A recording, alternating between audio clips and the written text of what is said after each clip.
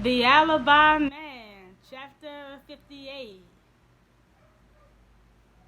Edward E. Stets declines to speculate as to the whereabouts of his client. You might want to give him a call, Landry said in a voice filled with magnanimous sarcasm. Give him the heads up, as a courtesy from the Palm Beach County Sheriff's Office. He left Paul's son to deal with the attorney. Every cop in the county is looking for Walker's car, Wist said as they walked away from the house. We've got the airports covered. What about the marinas? Walker races boats. If he can get to my marina, he can be down the coast in a hurry. I'll notify the Coast Guard, Wist said. You know Estes is gonna try to say the phone was planted. He can say whatever he wants. We've got the discovery on videotape. No jury in this neck of the woods is going to believe the poor little rich boy routine a second time around. His phone rang. He grabbed it. Duggan, I'm just saying, Wist went on. Save it, Landry said, snapping the phone shut. Let's go break his alibi. Barbaro is waiting for us.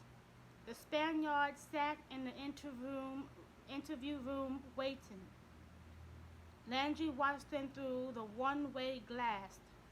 He appeared calm and relaxed, not like a man about to rat out his best friend on the murder.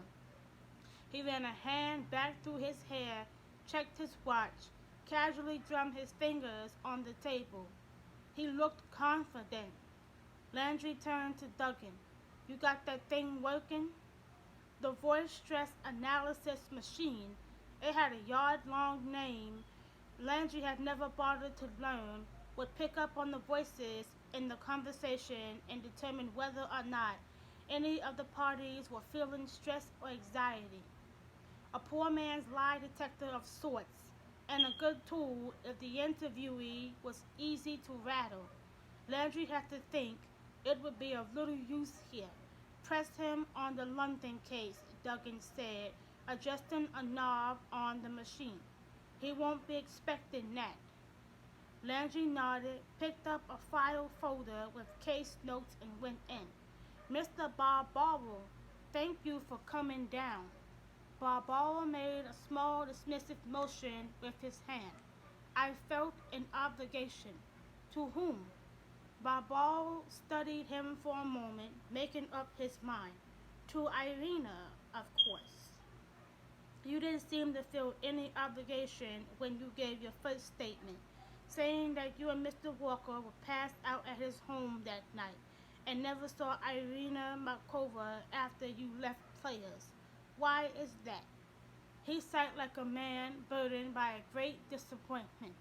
I never imagined what had happened, that my good friend could have killed the girl. Really? Landry said. That seems strange to me, seeing how you went through virtually the same experience in London a couple of years ago. The Spaniard's dark eyes met his. That was something very different. A young woman raped and murdered. How was that different? The man who perpetrated the crime was not a friend of mine. He got off. Did you know he was guilty too? Barbaro shrugged. I was not surprised. Another wealthy guy, Landry said, into the polo scene. A sponsor, yes. Scotland Yard tried to pin it on you. Prosecuting a foreign polo player would have been much easier than prosecuting a wealthy member of British society. The wealth has privileged things. Money is the universal language, is it not? So here you are, years later in the States, Landry said, playing polo, minding your own business, and son of a bitch if a girl you know isn't murdered. You must have thought that was a hell of a coincidence. I know I do. I came here on my own volition, detective, Barbaro said. I came to tell you the truth. as opposed to the lie you've been telling me. I don't excuse my behavior. That's good. What changed your mind? I've been accused of ruining a conscience. Is that right? Have you? I'm here, aren't I?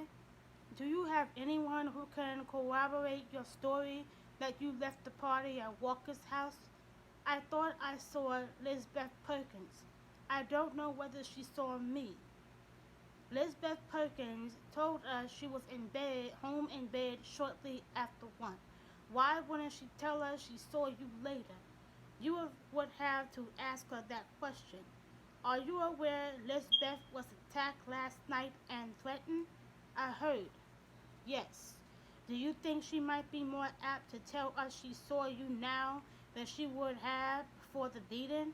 I resent that implication, Detective Barbaros said, rising from his chair. I came here to set the record straight about that night. If you're not interested in that, I'll take my leave. You didn't see anyone else going back to your car? Landry asked. No one saw you? I saw the freak, Barbaros said. What freak? The freak, Barbaros said impatiently. That's what she is called.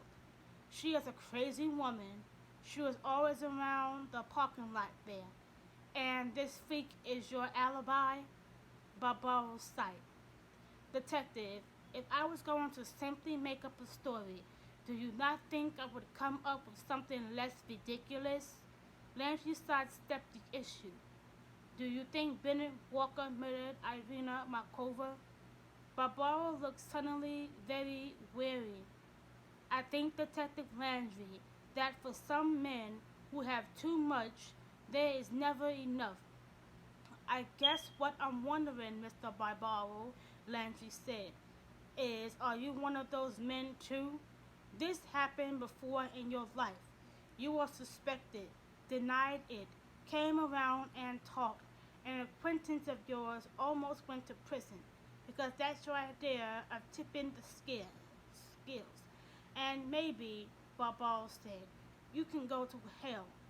As he reached to open the door, someone knocked and Wiss stuck his head in. Looking to Landry, we've got Walker's car and a dead body. Like, comment, and subscribe on this video. Bye!